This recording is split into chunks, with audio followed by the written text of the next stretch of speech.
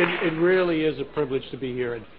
While the world is clearly aware of Tehran's continued and stringent opposition to the MEK, to include the atrocities that have been perpetrated against the innocent civilians at Camp Ashraf, as well as Iran's growing influence over the Maliki regime, very little is known about the covert mechanisms that Tehran employs to continue to propagate the falsehoods that are being levied continuously against the MEK and in promoting continued oppression and violence against the innocent residents of Camp Ashraf and soon to be Camp Liberty.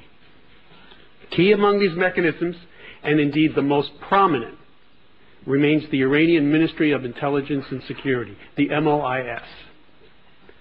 When you look at an intelligence or security organization in any country, they're tasked with maintaining their country's secrets and protecting the legitimately elected administration there. The MOIS is neither traditional nor do they abide by any universally established codes of conduct. Their sole objective is the continuation of the regime and the eradication of its enemies, and they view the MEK as its primary enemy. MOIS agents operate throughout Iran as well as across the globe. They target dissidents or anyone whom they believe or are told are potential threats to the regime.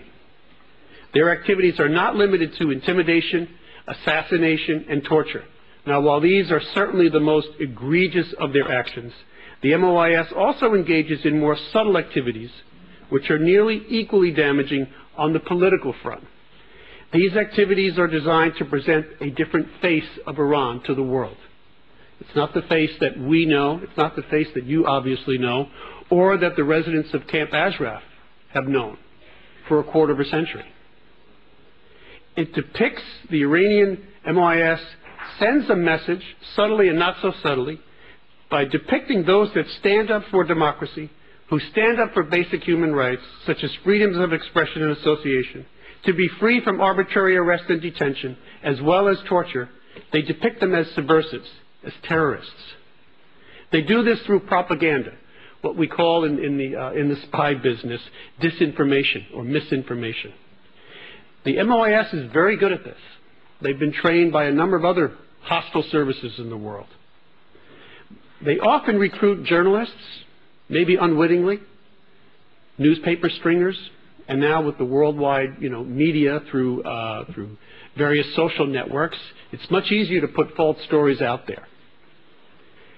They put completely false accounts into this media throughout the region and throughout the world. Such disinformation campaigns like the erroneous stories previously talking about Camp Ashraf was harboring female suicide bombers, or the members of the MEK were responsible for plotting to blow up airliners.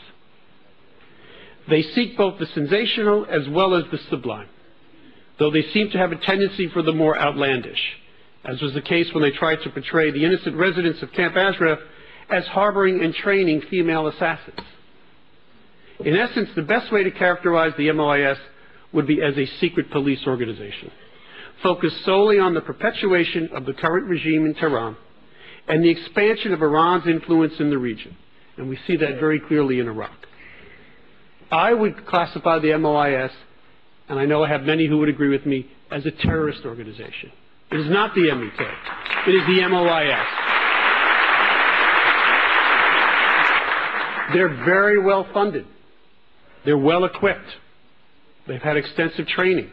They have a history of atrocities perpetrated against their own people and against those that they perceive as enemies of the regime.